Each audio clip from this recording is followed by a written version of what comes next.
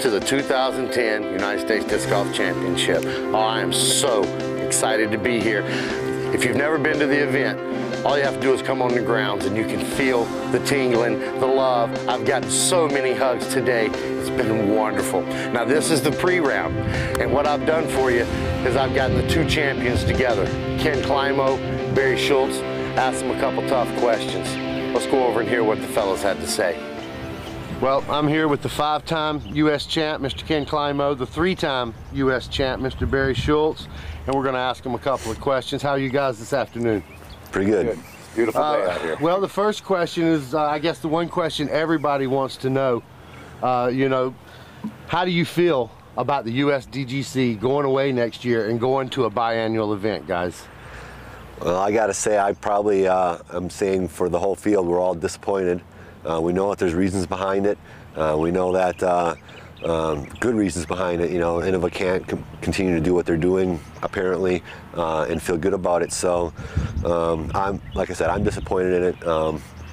I would hope to hear more throughout the week exactly why it's happening.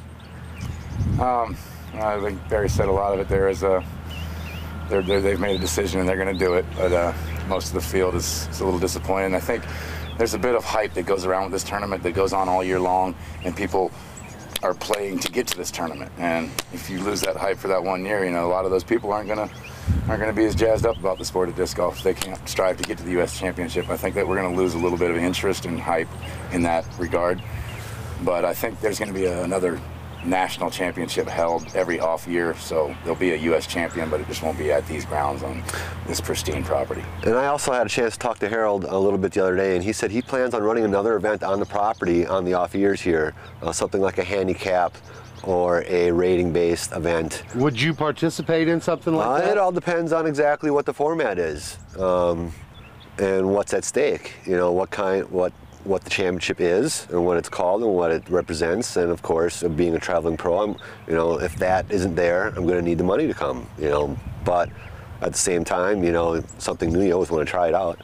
Kenny, would you participate in that handicap type event? I don't particularly like handicap events too much, but I think it's a good opportunity for a lot of the amateurs to come and play this course that they see and hear about and read about. You know, it sucks for the pros, but I think the AMs are going to enjoy it, and there's a lot more AMs in this game than there is pros, so I can see why they're doing it. And, I don't know if I echo a lot of the other players' feelings, but I kind of felt that over the last 2 or 3 years, the feeling and the atmosphere of this event was kind of changing. Not necessarily for the good or bad, just it was changing. And this change of going every other year wasn't a total shock to me. And I don't know if anybody else feels that way, but I could see something coming on the horizon over the last couple of years. I just didn't know what it was. You know, I knew something different was going to happen. Did you feel something as well, champ? You know, it did have a little different feeling to it, but I didn't know it was going to be something like that. Pretty drastic. Yeah. Well, now this year we've also made, speaking of drastic, we've made some drastic changes. These guys have gone to stroke or throw plus distance. If you don't know what that is, if you throw OB, you re-throw from where you just threw. You don't get to go down 350, 400 feet and take your meter in. How do you guys feel about that, and what do you think it's going to do to the field this week? I feel that it's going to make the better players probably a little bit more ahead of the rest of the field. I think it's going to be a lot more separation this year between, say, the top 5 or 10 people and the 30th guy, maybe. And it's also going to create a lot of backups, I think, because people are going to be progressing through the course. They're going to throw from the same spot, throw from the same spot, throw from the same spot. And the guys that are 920, 930 rated, they're in this tournament, there are going to be a lot of OBs out there for them, and they could end up throwing 10 discs from the same spot and really creating a huge backup. I agree with a lot of those scenarios that Kenny said, that we may have create some backups up here, but this course is all about being patient anyway. It's kind of the theme. I kind of agree with it as a player, because this tournament has become the toughest test of golf from beginning to end. And I think when we had the Bunk CR rules over the last couple of years, we lost that.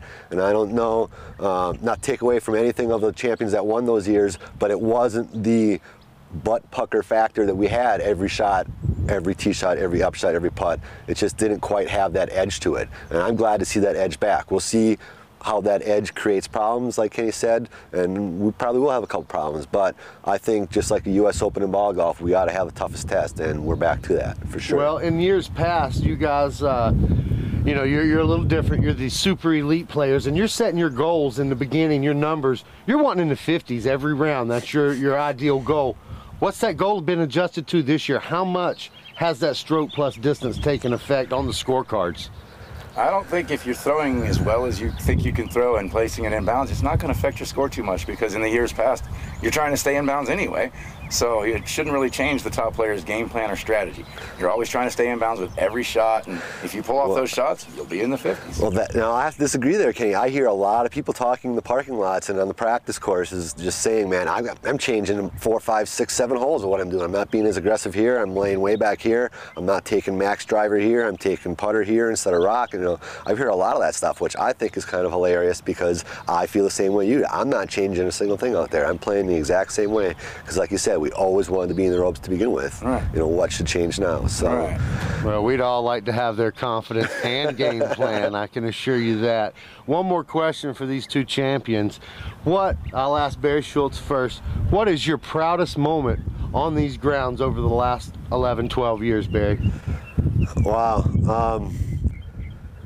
Obviously, I think it's almost a no-brainer for me. It's the playoff between Kenny and I. The battle. The battle, I mean, the length of it, the beauty of the day that we had there, the number of crowd that we had there, just the feeling. I don't know if Kenny feels the same because he didn't come out on the winning end, but for me, that's one of my highlights of my career, just because it was so much fun to be a part of, you know. Well, it is one of the epic moments in our sport. And like I said, this course is so beautiful to be at this time of year, and we had such a huge crowd, and we were playing some awesome golf for, you know, 15, 20 holes to finish. So I think that's my proudest and favorite moment on the course. And Ken Climo, what would your proudest moment on the grounds be? You know, it's pretty hard to top the playoff that we had. It was an epic battle, and I'd have to say, if there's any other moment on this ground, it wouldn't have been in the USDGC. It would have been at the World Championships when I made a hole-in-one. My parents were here to see it, and I went on to birdie like the next 8 or 9 holes, and I went on to win by quite a few strokes after Ron Russell had run me down. And that was in 1997? Yes, it was. Well, that's Ken Climo, that's Barry Schultz. That is the two champions here, the 5-time, the 3-time at the United States Disc Golf Championship. Thank you for your time, man.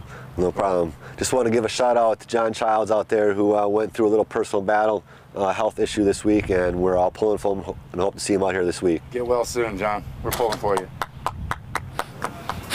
Well, you heard it right there. That is the two champions here, 5-time Ken Climo, 3-time Barry Schultz. They love this place. They don't want it to go away, but they understand. Now, this is USDGC.com, and we're going to be giving you stuff all week long. We are Clash DVD, and we'll let you know what's going on out here, and we'll show you some highlights along with some interviews. Stay tuned all week. I'm Billy Crump for the USDGC.com.